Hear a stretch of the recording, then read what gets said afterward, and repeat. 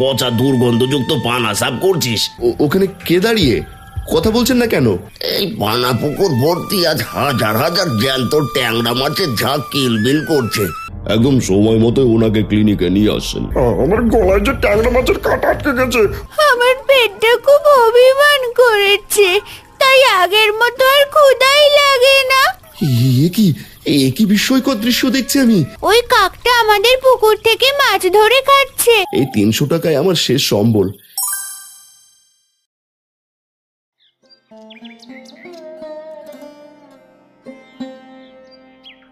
হারান, আমি তো ধরতে পারছি না ঠিক কি সমস্যা হয়েছে। তোর বউয়ের তো দেখি শরীর খুব খারাপ। তুই আগে কেন আমায় জানাসনি রে? কবিরাজ মশাই, আমার কাছে তো মালতীকে সুস্থই মনে হয়েছে। সে নিজেও কোনোদিন বলেনি যে সে অসুস্থ, সব লুকিয়ে রেখেছিল।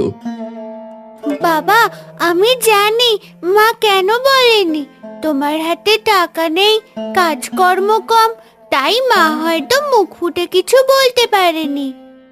চুপ করে থাক তিন্নি। ওগো, তুমি এত ব্যস্ত হইও না, আমার কিছুই হয়নি। কয়েকদিন বিশ্রাম নিলেই ঠিক হয়ে যাব। আর কতদিন এভাবে মরণ রোগীর সাথে খেলা করবে বৌমা? আমার মনে হয় বড় কোনো রোগ হয়েছে। তুই মিছে দেরি না করে শহরের বড় কোনো ডাক্তার দেখানোর ব্যবস্থা কর হারান। ওতে তো অনেক টাকার প্রয়োজন কবিরাজ মশাই। অত টাকা জোগাড় করার মতো ক্ষমতা তো আমার নেই। বাবা, আমার সাধ্য মতো আমি সবটুকু করলাম। এখন যা ভালো মনে হয় কর।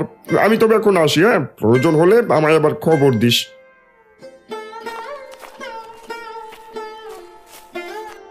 মালতী, তুই আমার সাথে কেন সারা জীবন এই অসুস্থতার কথা লুকিয়ে রাখলে? একবার তো অন্তত আমায় বলতে পারতে। তোমাকে বললে তুমি শুধু শুধু চিন্তা করতে, তাই বলিনি। বিশ্বাস করো, আমার কিচ্ছু হবে না। তুমি এত ভেবো না তো, আবার তুমি অসুস্থ হয়ে পড়বে।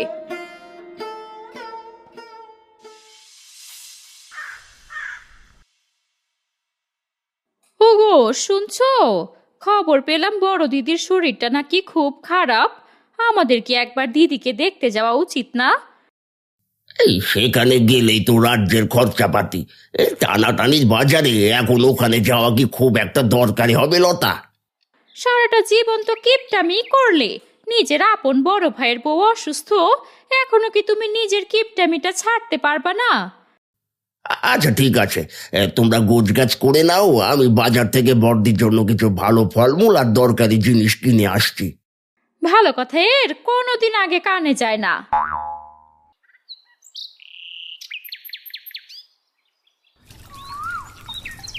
আমি এখন কি করব? কোনো উপায় তো খুঁজে পাচ্ছি না। শহরে যাওয়ার জন্য অনেক টাকা দরকার, কিন্তু আমার কাছে তো কিছুই নেই। এদিকে কাজ কামেরও যা অবস্থা।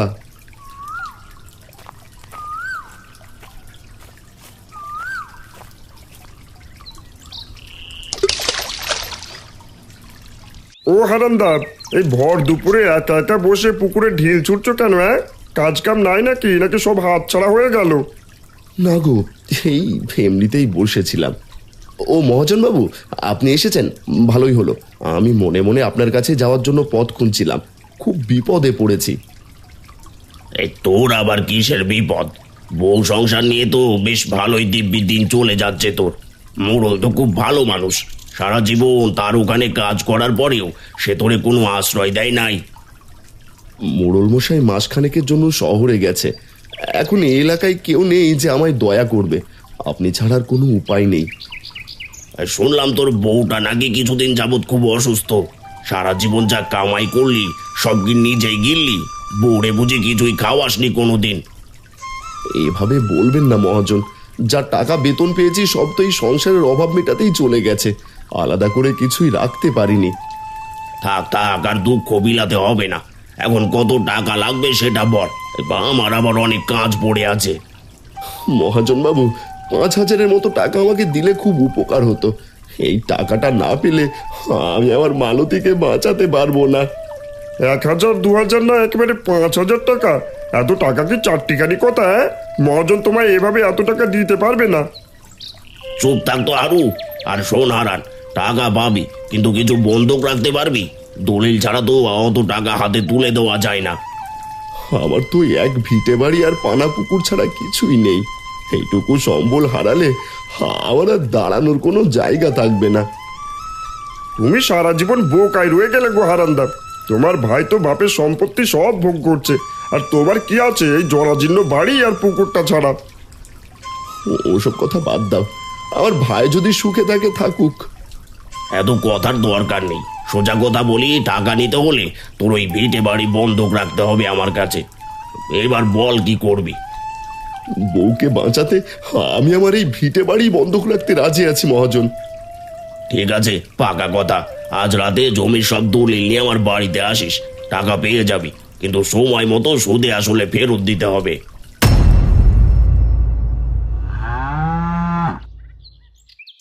দাদা, ও দাদা, বাড়ি আছো? শুনলাম বৌদি খুব অসুস্থ, তাই দেখতে এলাম গো। কাকু এসেছো? বাবা তো বাড়ি নেই, আসো ঘরে এসে বসো।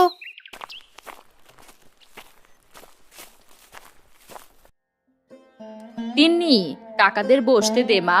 কেন তোমরা এই রোদে আসতে গেলে? দুদিন ধরে যা কাঠফাটা রোদ পড়েছে। তুমি একদম ব্যস্ত হয়েও না দিদি। শুনলাম তুমি অসুস্থ, কেন আমাদের আগে জানাওনি বলো তো?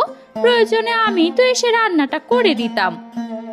লতা, এত ব্যস্ত হয়েও না, আমার তেমন কিছুই হয়নি, শুধু শরীরে একটু জ্বর আর দুর্বলতা আছে, এই যা। তুমি চুপ করো তো দিদি, দাদাকে বলো তোমার চিকিৎসা করে তাড়াতাড়ি সুস্থ করতে। ওই যে দাদাও কাজ শেষ করে চলে এসেছে। গদাই, তোরা কখন এলি রে? খবর পেয়েছিস তাহলে? খবর শুনে আসলি দেখে বুকটা একটু শান্ত হলো আমার। এই তো কিছুক্ষণ হলো এলাম। তুমি সারা জীবন খেতে কি করলে দাদা? এই বৌদি শরীরের এই অবস্থা হলো কেমনে? একটু যত্ন নাওনি? তুইও এইসব বলছিস গদাই? আমি আর কত টাকাই বা বেতন পাই যে ভালো করে সংসার চালিয়ে আবার চিকিৎসার জন্য টাকা জমাবো? যা কামাই করেছি সবই তো সংসারের পেছনে খরচ হয়েছে। নিন দাদা, এই ফলগুলো খান। দুশ্চিন্তায় আপনার মুখটা কেমন মলিন হয়ে গেছে। এভাবে চললে আপনিও তো অসুস্থ হয়ে পড়বেন।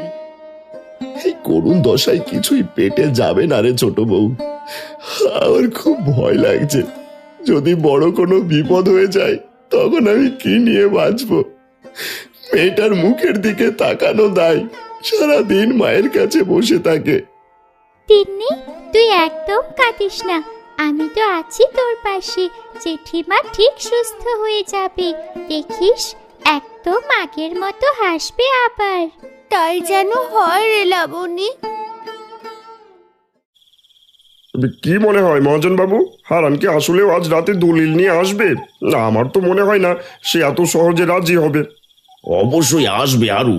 তার বউয়ের জানের মায়া কি আর কম? সে তো জানে টাকা না পেলে চিকিৎসা হবে না, তাই দলিল দিতেই হবে। এতগুলো টাকা দেবেন ঠিকই, কিন্তু দলিলটা একবার আপনার হাতে আসুক। আপনার বুদ্ধির প্যাঁচে পড়ে সে সব হারাবে। দলিল একবার হাতে আসলে ফেরত নিতে গেলে আমি দ্বিগুণ টাকা চাইবো। না দিতে পারলে ওই ভিটে বাড়ি সব আমার হয়ে যাবে। আপনার বুদ্ধির কোনো জবাব নেই বাবু। আপনি আসলে এই গ্রামের আসল সুদের খেলোয়াড়, আমাদের কেউ হারাতে পারবে না। গভীর রাত, অসুস্থ বউকে হারান ভাত খাইয়ে দিচ্ছে, আর তিন্নি পাশে গ্লাস নিয়ে বসে আছে। হারানের পাশে তাদের ভিটার দলিল রাখা। ওগো, তুমি চিন্তা করো না তো, আমার কিচ্ছু হয়নি। মিছে মিছে নিজের ভিটাটুকু অন্যকে দিতে চেও না, আমি ঠিক সুস্থ হয়ে যাব। তুমি চুপ করো মালতী, নিজের চিকিৎসা নিয়ে আগে ভাবো। তাড়াতাড়ি খেয়ে নাও, আমাকে মহাজনের বাড়ি যেতেই হবে। মা তিন্নি, পানিটা দে। বিছানার পাশে ওই যে টর্চ লাইটটা আছে না, ওটা দে তো মা।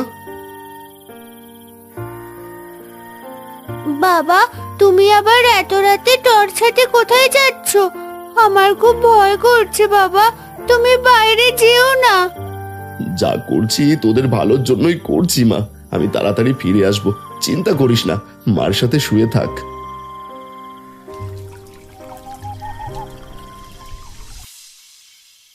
হারান, এসেছিস? এত রাত করলি কেন রে? অনেকক্ষণ ধরে বসে আছি তোর জন্য।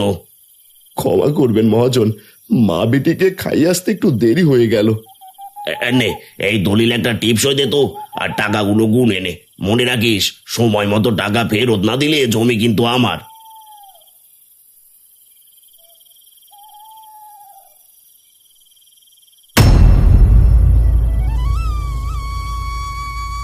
এই নিন বাবু দলিল। আমার ভিটেটা বাঁচানোর জন্য আমি সব টাকা ফেরত দেব। শুধু এই যাত্রা আমার বউটা সুস্থ হয়ে যাক, আশীর্বাদ করুন। এখন যা, অনেক রাত হয়েছে।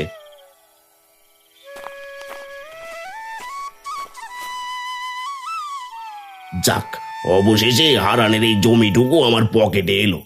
এখন সে টাকা কোথা থেকে দেয় আর আমি কিভাবে জমি দখল করি সেটাই দেখার বিষয়। সারা জীবন মহাজনের সাথে থেকে কিছুই পেলাম না, আজকে একটা সুযোগ পেয়েছি। হারানোর ওই টাকাটা ছিনিয়ে নিলে আমার কপাল খুলে যাবে, অনেকদিন বসে বসে খেতে পারবো। এই যে মহাজন, আমিও তবে বাড়ি যাই। হ্যাঁ, রাত তো অনেক হলো। তোকে আবার আটকালো কে? যা।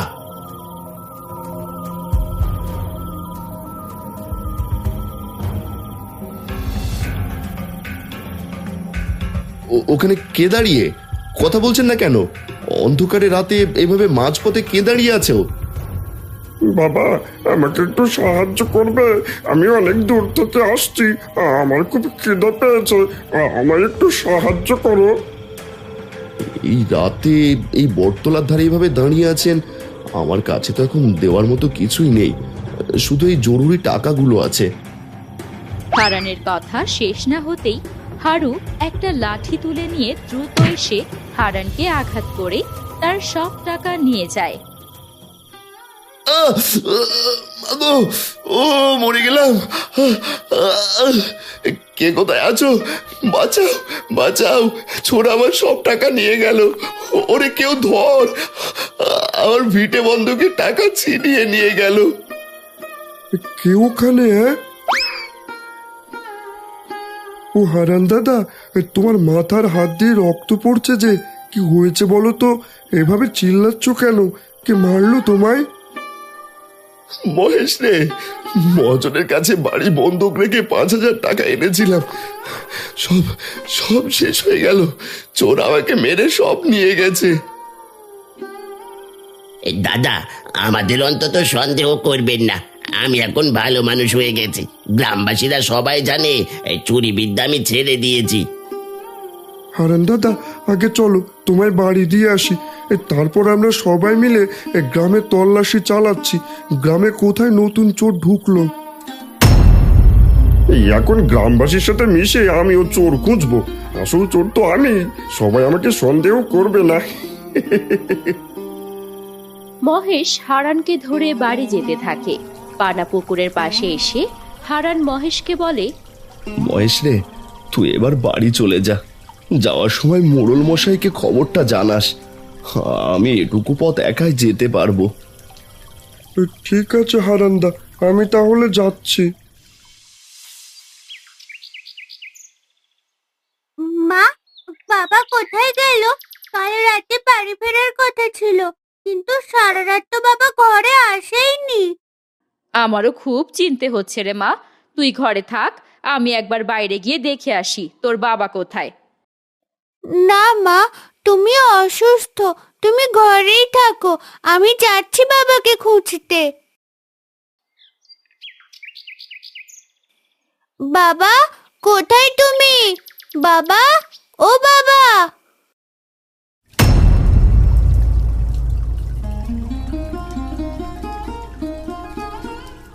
বাবা, তোমার কি হয়েছে? কপালে যে রক্ত শুকিয়ে আছে, সারা রাত ধরে তুমি কেন এভাবে গাছের নিচে পড়ে আছো? মারে, কালকে আমার সব শেষ হয়ে গেছে। মহাজনের কাছ থেকে আনা সব টাকা চোরে নিয়ে গেছে। তোর মহেশ কাকা আমায় এগিয়ে দিয়ে গেছিল। এই পর্যন্ত আসতে আমি তাকে যেতে বলি, এরপর আর কিছু মনে নেই মা। তুমি না বুঝে এই কাজটা কেন করলে গো? আমাদের ভিটামাটি বলতে এইটুকু যা সম্বল ছিল, তাও তো আজ পরের হাতে চলে গেল। অন্যদিকে তোমার এই অবস্থা।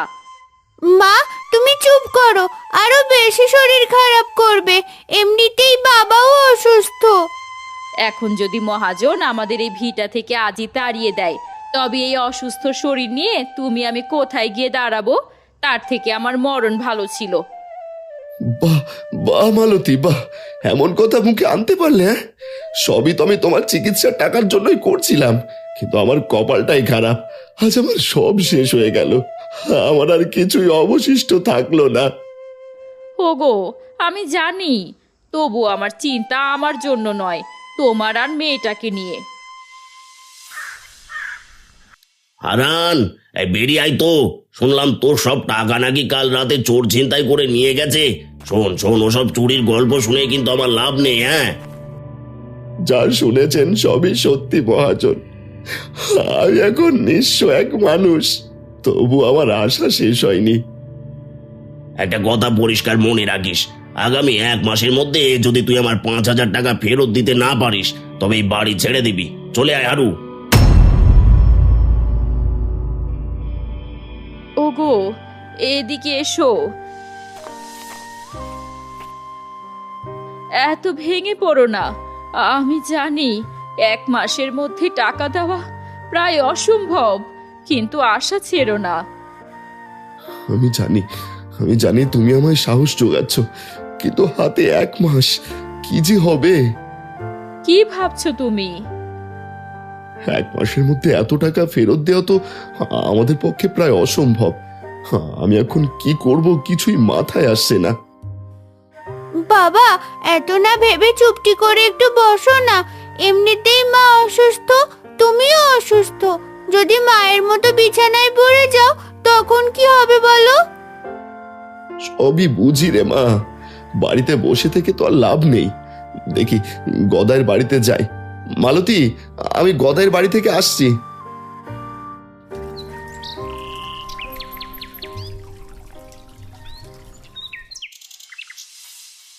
আরে হারান দাদা যে, আসেন আসেন, বসেন তো দেখি এখানে।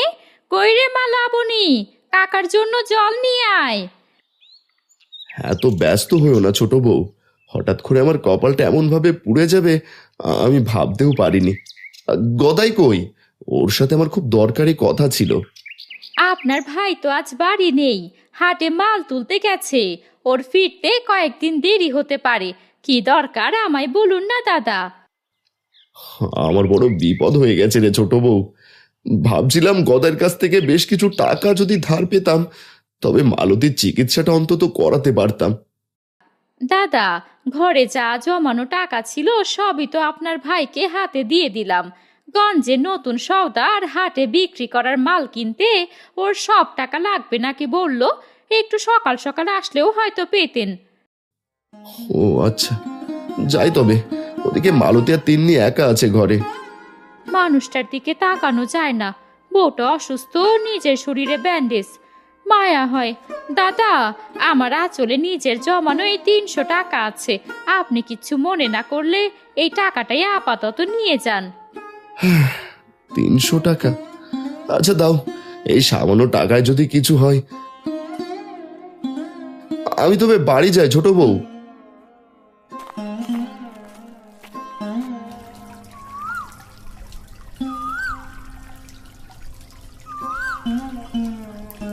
কি রে মা, মাকে ফেলে এখানে বসে আছিস যে? ক্ষুধা লেগেছে বুঝি? আমি ছোট বলে আমি কিছু বুঝি না ভেবেছ? তুমি গদাই কাকুদের কাছে টাকা চাইতে গিয়েছিলে। বাবা, এভাবে আর যে ভালো লাগে না। ঘরে মা অসুস্থ, তোমার কপালে রক্ত, এসব দেখে আমার কেমন করে ক্ষুধা লাগে বাবা।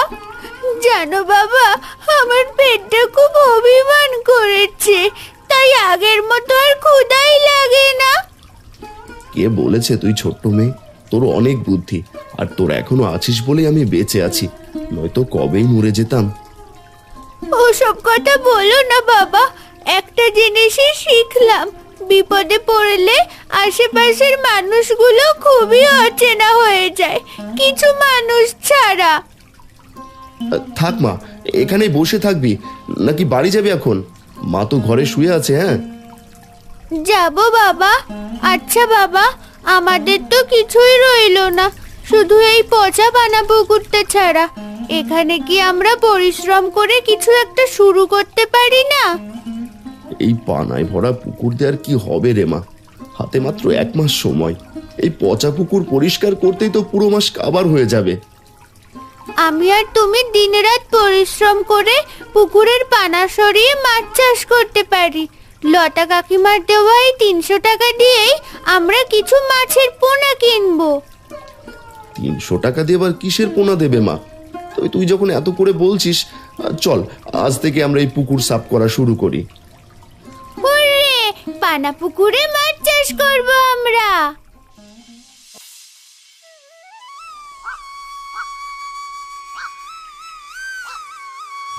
হারান আর তিন্নির কথা মতো তারা দুজনে পুকুর পরিষ্কার করা শুরু করে।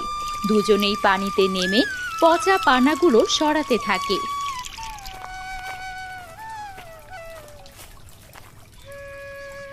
হারান, দুনিয়ায় আর কোনো কাজ পেলি না? সব ছেড়ে এই পচা দুর্গন্ধযুক্ত পানা সাফ করছিস? 1 মাসে এখান থেকে কি সোনা ফলাবি নাকি? হ্যাঁ, মহাজন বাবু, আমার এই পুকুরে এখন শেষ সম্বল। মরে যাওয়ার আগে কি হাত গুটিয়ে বসে থাকবো? কিছুই তো আর হারাবার নেই। দেখি সোনায় যদি ফলাতে পারি। 1 মাস সময় দিয়েছি হারান, মনে রাখিস 1 মাস পর তোর বাড়ি আর এই পানা পুকুর দুটোই আমার হয়ে যাবে। তখন কিন্তু কোনো দয়া দেখাবো না। বাবা, অন্যের কথায় কান দিয়ে নিজের সাহস হারিও না। আমরা ঠিক সফল হব।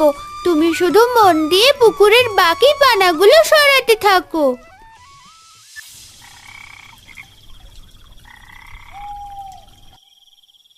ওগো, তুমি আর এইটুকু মেয়ে মিলে যে হাড় ভাঙা পরিশ্রম করছো, আমি মন থেকে চাই যেন সৃষ্টিকর্তা এগুলোকে সফল করেন।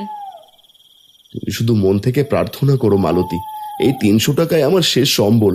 এই টাকা দিয়েই আমি যেন আমাদের বড় কোনো একটা গতি করতে পারি। এভাবে বেশ কিছুদিন চলে যায়। হারান আর তিন্নি মিলে তাদের পানা পুকুরটা সম্পূর্ণরূপে আয়নার মতো পরিষ্কার করে ফেলে। বাবা, এতদিন আমরা অনেক পরিশ্রম করে পুকুরটা তো মাছ চাষের জন্য তৈরি করলাম। আজ কি এই 300 টাকা দিয়েই আমরা মাছের পোনা কিনতে পারবো? চল মা, বাজারে গিয়ে দেখি কি পাওয়া যায়। ভাই, এই বোয়াল মাছের পোনাগুলো কত টাকা করে কেজি রাখছেন? 700 টাকা কেজি পড়বে হারান দাদা, একদম। এর নিচে 1 পয়সাও রাখা যাবে না। আমার কাছে তো মাত্র 300 টাকা আছে ভাই। এই সামান্য টাকা দিয়ে কি কিছু পোনা দেওয়া যাবে না? আমার খুব বিপদ। না না, 300 টাকায় বোয়াল মাছ হবে না। এখান থেকে চলে যাও তো বাপু, সকালে এসে মেজাজটা খারাপ করে দিও না। অনেক খোঁজাখুঁজির পর হতাশ হয়ে হারান যখন বাড়ির পথে ফিরছিল, তখন হঠাৎ দেখল এক আগন্তুক বৃদ্ধ বটগাছের নিচে ছো আধমরা ট্যাংরার পোনা নিয়ে বসে আছে। ও বাবা, মুখটা মলিন করে কোথায় যাচ্ছ? আমার এই ট্যাংরা মাছের পোনাগুলো কিনে নিয়ে যাও না বাবা, বড় উপকার হতো। বাবা, আসো না দেখে আসি পোনাগুলো কিরকম। কম হলে কিনতে পারবো। আমার বাড়িতে আজ খুব বিপদ, টাকার অভাবে বাচ্চার চিকিৎসা করাতে পারছি না। আর তুমি যা পারো টাকা দিয়ে এগুলো নিয়ে যাও। বাবা, আমাদের তো খুব ছোট্ট পুকুর। এই ট্যাংরা মাছের পোনাগুলো কি ওই ছোট আর বদ্ধ পুকুরে আদৌ বড় হবে? আর সবই তো দেখছি আধমরা পোনা। বাবা, তোমার ভালোবাসার যত্ন থাকলে মরা গাছেও একদিন ফুল ফুটতে পারে। তুমি যদি পোনাগুলো নাও, তবে এই টাকায় আমি আমার নাতির চিকিৎসা করাতে পারবো। আমার ঘরেও তো একজন মানুষ অসুস্থ হয়ে শুয়ে আছে। একে সাহায্য করলে হয়তো সৃষ্টিকর্তা আমার উপর সহায় হবেন। আমি এই পোনাগুলোই নিয়ে নিই। ঠিক আছে বাবা, পোনাগুলো আমায় দেন।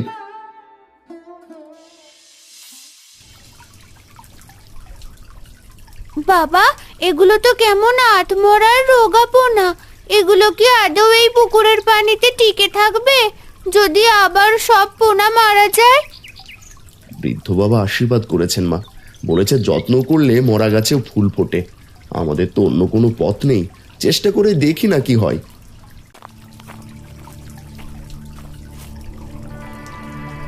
এগুলো কি করছো হারান্দা? আসলে তুমি এই মরা ট্যাংরা মাছের পোনা দিয়ে বুঝে এখন কোটিপতি হওয়ার স্বপ্ন দেখছো?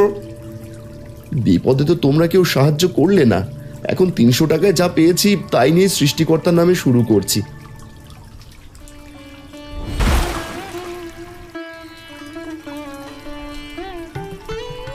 এভাবেই দিন কাটতে থাকে। পোনা মাছগুলো পুকুরের পানিতে খেলা করছে।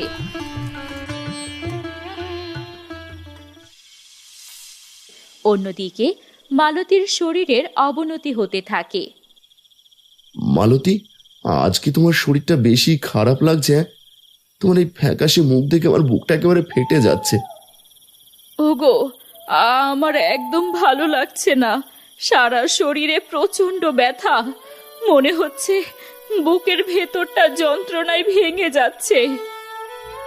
আমি এখন কি করব মালতী? তুমি একটু ধৈর্য ধরো, মাছগুলো বিক্রি করতে পারলেই তোমায় বড় ডাক্তার দেখাতে শহরে নিয়ে যাব। আমি সব ব্যবস্থা করব। ওগো, তুমি কি আমায় নিছক সান্ত্বনা দিচ্ছ? এই তো কয়েকদিন আগে ওই পানা পুকুরে পোনা ছাড়লে, অত তাড়াতাড়ি কি মাছ বড় হওয়া সম্ভব? আমি নিজেও জানি মালতী, এত দ্রুত মাছ বড় হওয়া প্রায় অসম্ভব। তিন্নিমা, তুই তোর মায়ের কাছে বসে থাক, আমি একবার দৌড়ে কবিরাজ মশাইয়ের বাড়ি থেকে আসি।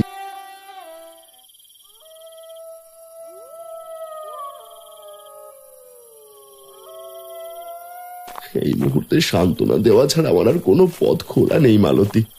আমি জানি তুমি সব বোঝো, কি করব আমি?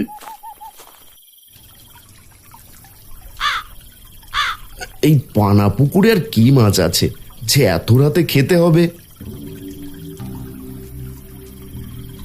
না থাক, হয় বাসায় বাচ্চারা ক্ষুধার্ত তাই মাছ নিতে এসেছে, তোকে আর ঢিল ছুঁড়ে কি লাভ, নিয়ে যা। হঠাৎ কাকটি তার মুখের মাছি পানিতে ফেলে দিয়ে হারানের কাছে উড়ে আসে এবং সেই পোনা বিক্রেতা বৃদ্ধার রূপ ধারণ করে। হারান, আমায় কি তুই চিনতে পারছিস বাবা? আমি সেই লোক যার কাছ থেকে তুই মাছের পোনা নিয়েছিলি।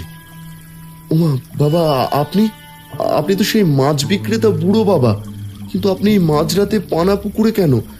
আর কাকি বা হলেন কিভাবে? হ্যাঁ বাবা, আমি তোকে সেই মরা পোনাগুলো দিয়েছিলাম। তুই একবার এই লাঠিটা ভালো করে পুকুরের পানিতে ঠেকাতো।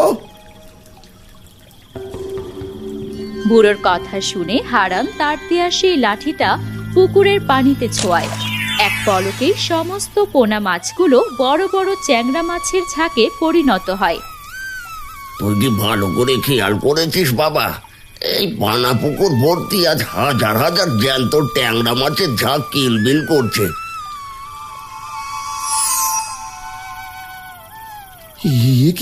এ কি বিস্ময়কর দৃশ্য দেখছি আমি! এ তো স্বপ্ন না, এ সত্যি। আমার পানা পুকুর তো আজ বড় বড় ট্যাংরা মাছের ঝাঁকে ভরে গেছে। বাবা হারান, সেদিন তুই যে আমাকে তোর শেষ সম্বল 300 টাকা দিয়েছিলি, তাতে আমার অনেক বড় উপকার হয়েছিল। আমি মন থেকে তোকে আশীর্বাদ করেছিলাম, আর সেই কারণেই আজ আধমরা পোনাগুলো জ্যান্ত ট্যাংরার ঝাঁকে পরিণত হয়েছে। আর তুই অবাক হোস না বাবা, এটাই তোর সততার ফল। বাবা, এতগুলো মাছ এভাবে পাবো আমি ভাবতেই পারিনি, কিন্তু বিপদে আমি কখনো ধৈর্য হারাইনি। সব সময় ভেবেছি যা হবে ভালোই হবে। তুই কাল সকালে এই মাছগুলো তুলে বাজারে নিয়ে যা।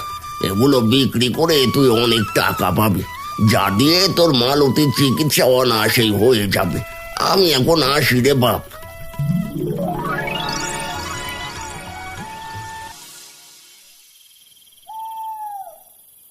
মালতী, তুমি আর একদম চিন্তা করো না, তোমাকে আর আমি নিছক সান্ত্বনা দিচ্ছি না, সত্যি বলছি, তোমাকে আমি কালই শহরের বড় ডাক্তার দেখাতে নিয়ে যাব। তুমি না কবিরাজ ডাকতে গেছিলে? কি এমন হলো এত খুশিতে এই কথা বলছো? আমি সেদিন যে বৃদ্ধের কাছ থেকে 300 টাকা দিয়ে মাছের পোনা কিনেছিলাম, সে আসলে সাধারণ কেউ না, সে নির্ঘাত সৃষ্টিকর্তার কোনো দূত ছিল। আজ রাতে পানা পুকুরের ধারে তিনি আমায় দেখা দিয়েছেন। ওনার আশীর্বাদে আমাদের মরা পুকুর আর জ্যান্ত ট্যাংরার ঝাঁকে ভরে গেছে।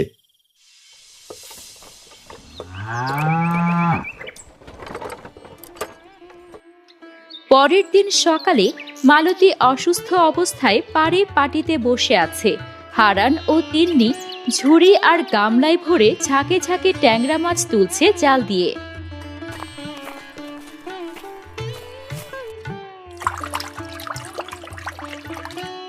ওরে বাপরে, কি দেখছি হারান্দা, কয়েকদিনের মধ্যে এত বড় বড় জ্যান্ত ট্যাংরা মাছ কিভাবে হওয়া সম্ভব? নিজের চোখেই দেখে যাও গো হারুদা, এগুলো সবই ওপরওয়ালার দান। ওনার দয়া না থাকলে পানা পুকুরে এমন ট্যাংরা মাছের ঝাঁক আসতোই না কখনো। তা হারান্দা, আমাকে 1 কেজি ট্যাংরা মাছ দাও তো দেখি। এমন তাজা মাছ দেখে তো জিভে জল চলে আসছে। আজ দুপুরে বেশ জমিয়ে খাবো। বাজারে ট্যাংরা মাছের যা দাম। মাছ দেবো, তবে দাম কিন্তু কম হবে না, আমি আগেই বলে রাখছি। আর সবই নগদ কারবার। এই 1 কেজি মাছের দাম কিন্তু 400 টাকা। দাও। এত দাম? 400 টাকা কেজি? আচ্ছা ঠিক আছে, দাও। এর সাথে করে তো টাকা আনিনি, পরে পচাকে দিয়ে বাড়িতে পাঠিয়ে দেবো। ঠিক আছে হারু, বিশ্বাস করলাম। সময় মতো টাকাটা পাঠিয়ে দেন। আমি এখন শহরে যাচ্ছি মাছগুলো বিক্রি করতে। হারান বড় বড় ঝুড়ি ভরে মাছ নিয়ে শহরের দিকে রওনা হয়।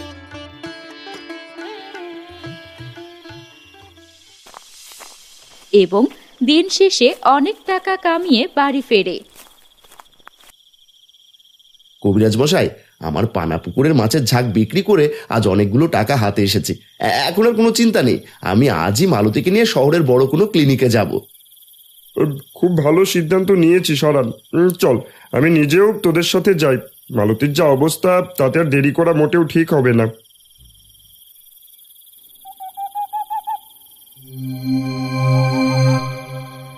হারান্দার ভিটা বিক্রির টাকাটাও চুরি করলাম, আবার সেই পুকুরের মাছও ফ্রিতে নিলাম। আমি এতই চালাক যে আমায় কেউ ধরতেই পারলো না। এই মাছের টাকা তো কোনোদিন দেবো না, বরং মাছগুলো খেয়ে দেখি কেমন টেস্ট। হারান বোকা মানুষ, ওকে ঠকানো আমার বা হাতের কাজ। ছি ছি ছি হারুদা, সারা জীবন তোমার বাড়িতে কাজ করলাম, তুমি যে এত নিচু লোক তা আগে জানতাম না। তুমি ওই সহজ সরল হারান্দার কষ্টের টাকা চুরি করলে, আবার মাছের টাকাও মেরে দিলে। তোমার মতো পাপীর কোনো ক্ষমা নেই। পাচকের সাথে কথা বলতে গিয়ে হঠাৎ হারুর গলায় ট্যাংরা মাছের কাঁটা আটকে যায়। সে যন্ত্রণায় নীল হয়ে যায়, কাতরাতে থাকে গলা ধরে। কেউ আগে বাঁচাও, আমার দম আটকে যাচ্ছে। ওরে পাচক, আবার একটু পানি দে। আমার গলায় যে ট্যাংরা মাছের কাঁটা আটকে গেছে। ওরে বাবা! এখন কাঁটা ফুটে মরো তুমি, আমি তোমার পাপের ভাগী হব না। আর তৃষ্ণায় ফেটে গেলেও আমি তোমার 1 ফোঁটা পানি দেব না। আমি চললুম।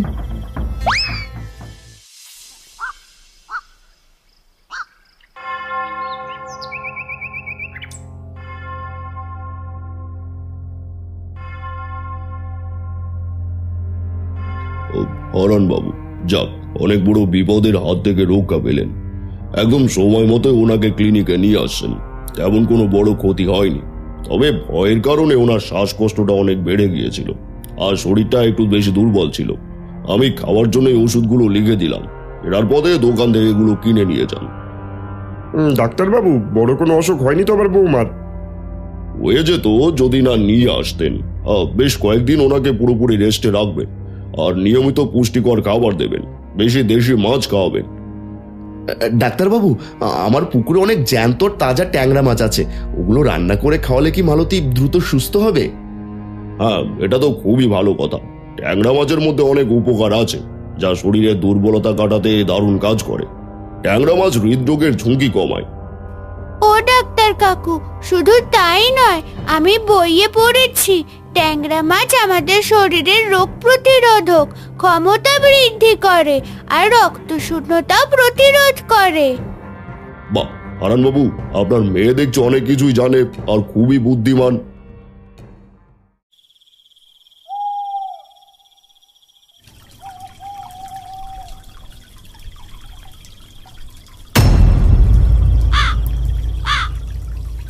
বাবা, দেখো ওই কাকটা আমাদের পুকুর থেকে মাছ ধরে খাচ্ছে। ও তো সব মাছ শেষ করে ফেলবে। আমি কি ওকে লাঠি দিয়ে তাড়িয়ে দেব? না মা, ওকে একদমই তাড়াস না। ভালো করে চেয়ে দেখ মা, উনি আমাদের সেই বৃদ্ধ বাবা যিনি আমাদের এই ঘোর বিপদ থেকে রক্ষা করেছেন।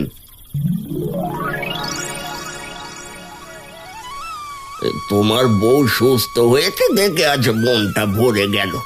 তোমরা খুবই ভালো মানুষ, তাই সৃষ্টিকর্তা তোমাদের ওপর সহায় হয়েছেন। আর সবই আপনার আশীর্বাদ বাবা। এখন মাছ বিক্রির যা টাকা পাবি তা দিয়ে আগে মহাজনের কাছ থেকে নিজের ভিটে বাড়ির দলিলটা ছাড়িয়ে নিবি। সারা জীবন এই পুকুরের যত্ন নিবি। দেখবি এই ট্যাংরা ঝাঁকি তোদের কাছে দুঃখকে আসতে দেবে না। হ্যাঁ দাদু, আমি প্রতিদিন মাছগুলোর যত্ন নিই আর তাদের সাথে খেলাও করি। এই গ্রামের মধ্যে আমি অনেক দিন ধরে একজন সৎ আর ভালো লোক খুঁজছিলাম। আজ তোকে পেয়ে আমার কাজ শেষ, এখন আমার মুক্তি। বাবা আপনি চলে যাচ্ছেন, কিন্তু আমাকে কিছু করার সুযোগ দিলেন না। আপনি আমাদের এত কিছু দিলেন, আমি কি আপনাকে কিছুই দিতে পারবো না? আমি তো তোমাদের ভালোবাসা পেয়েছি বাবা, তবে যাওয়ার আগে আমার কি কিছু পাওনা নেই? আমাকে কি দেবে বল দেখি। বাবা আমাদের যা আছে সবই তো আপনারই দান, আপনাকে দেবার মতো সামর্থ্য আমার নেই। তবে এই পুকুরের সেরা ট্যাংরা মাছ আমি আপনাকে দিতে পারি। থাক বাবা থাক, অত মাছ আমার লাগবে না। আমি নিজের হাতে একটা মাছ মুখে করে নিয়ে যাই, ওতেই আমার হবে। বিদায়, ভালো থাকিস। এই বলে বুড়ো কাকের রূপ ধারণ করে পুকুর থেকে একটা মাছ নিয়ে উড়ে চলে যায় অন্য গায়ে। গভীর এই অন্ধকার ঘেরা রাতে এক ফালি জ্যোৎস্না যেন হারানদের পাহারা দিচ্ছে। মালতী, আজ আমাদের সব অন্ধকার কেটে গেল। এই পানা পুকুরই আমাদের পচা কপালটা আজ হীরের মতো উজ্জ্বল করে দিল। ওগো, অভাবের দিনেও তুমি তোমার সততা আর ধৈর্য ছাড়নি বলেই আজ সৃষ্টিকর্তা আমাদের এই উপহার দিয়েছেন। বাবা, এই রাতে আমি প্রতিজ্ঞা করছি আমরা এই পুকুরের খুব যত্ন নেব। এখন থেকে আমাদের পানা পুকুর হবে এই গ্রামের সেরা মাছের খামার।